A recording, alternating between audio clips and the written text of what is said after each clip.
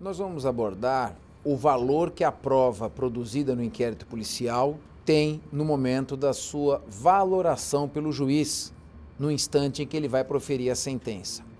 Ou seja, toda aquela prova que foi produzida numa investigação, no curso de um inquérito policial, se ela por si só tem valor, se ela tem valor quando é reforçada por outros elementos colhidos sob o crivo do contraditório, quando que ela exclusivamente pode lastrear uma decisão de condenação, quando que ela necessita de uma prova produzida no juízo, enfim, vamos analisar toda essa questão relacionada à prova produzida durante a investigação, que eu considero esse um dos temas, se não o tema mais relevante de todo o processo penal, porque a prova são os olhos do processo.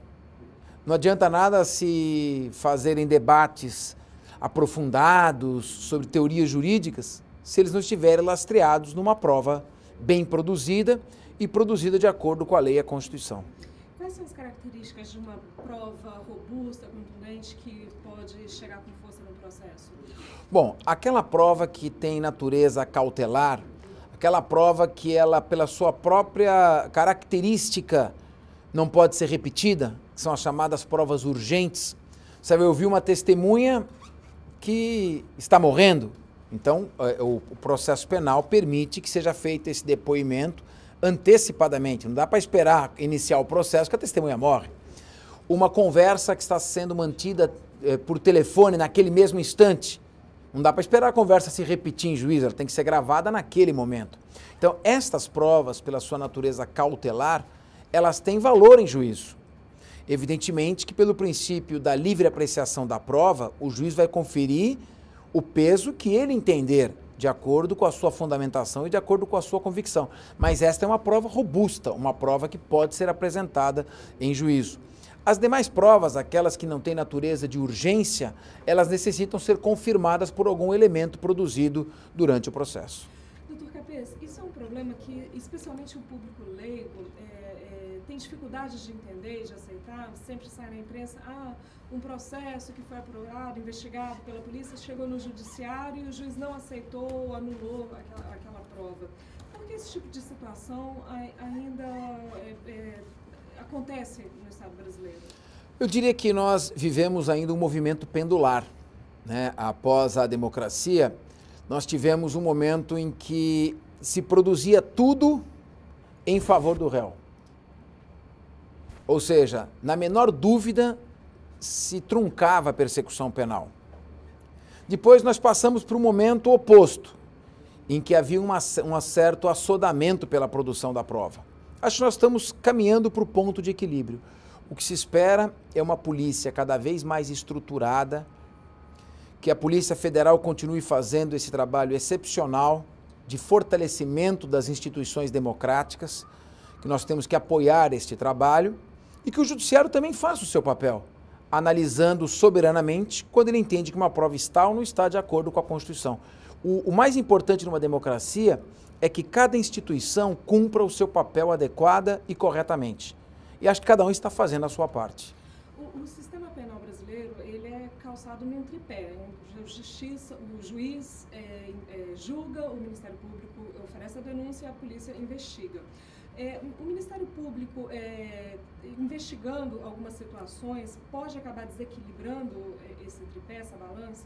Olha, a Constituição diz, e no caso da Polícia Federal, ela é muito específica, muito enfática, que o inquérito policial, a investigação, a atividade de polícia judiciária tem que ser exercida exclusivamente pela Polícia Federal. O Supremo Tribunal Federal, recentemente, num acórdão de 2009, entendeu que o Ministério Público também pode proceder a algumas investigações. Eu penso que o ideal é que esta função seja acometida à polícia, e no caso a Polícia Federal e a Polícia Civil dos Estados. Mas, subsidiariamente, pontualmente, em alguns casos, o Supremo Tribunal Federal assegura ao Ministério Público que faça esta atuação. Não me parece que esta atuação deva se dar ao ponto de concorrer com a Polícia Judiciária, porque a sua destinação constitucional, o seu preparo técnico, a sua estrutura é toda voltada para isso. E não há necessidade de uma instituição concorrer com outra quando as funções são distintas. Apenas excepcionalmente, em alguns casos, quando isso se revelar necessário, o Supremo Tribunal Federal entendeu que o Ministério Público pode também efetuar as investigações. Agora, o pode não significa que ele deva tornar isto uma regra. O senhor vai falar sobre as inovações introduzidas pela Lei 11.690 de 2008. Que inovações são essas? Bom, essas inovações disseram respeito, sobretudo, com o tocante à prova. Então, diz que o juiz formará sua convicção pela livre apreciação da prova, mas pela apreciação da prova produzida no processo, não podendo se apoiar em elementos de prova produzidos durante a investigação. Só que a lei usa um advérbio, exclusivamente, ou seja, o juiz poderá sim levar em conta elementos de prova produzidos durante a investigação. O que a lei diz é que ele não deverá levar em conta exclusivamente, ou seja, esses elementos têm que ser reforçados por algum tipo de prova produzida durante o processo. Não me parece que aí tenha havido uma grande inovação. A jurisprudência já vinha entendendo mesmo que a prova produzida na fase policial, ela tem valor, pode ser considerada, mas ela deve ser reforçada por algum elemento produzido em juízo. E aí ela trata da questão relacionada às provas cautelares, as provas urgentes, aquelas que não podem ser repetidas. E me parece que aí a grande novidade é que a lei acaba dizendo, ao contrário senso, que estas provas, ainda que produzidas na fase policial, têm valor e podem supedanear um decreto condenatório, ainda que não reforçadas por outras provas produzidas. É claro que elas serão submetidas a um contraditório diferido, ou seja, essa prova urgente, que tem que ser feita cautelarmente, senão ela se perde, ela é produzida na fase da investigação e quando se inicia o processo, ela é submetida a um contraditório. As partes vão debater sobre aquela prova que já está juntada aos autos. Isso se chama contraditório diferido, contraditório adiado. Esta prova cautelar, submetida a um contraditório diferido, tem valor e a lei passa a ser expressa nesse sentido. Então, me parece que acabou, inclusive, reforçando o valor da prova produzida extrajudicialmente. Quais as implicações dessas inovações para atividades de policial?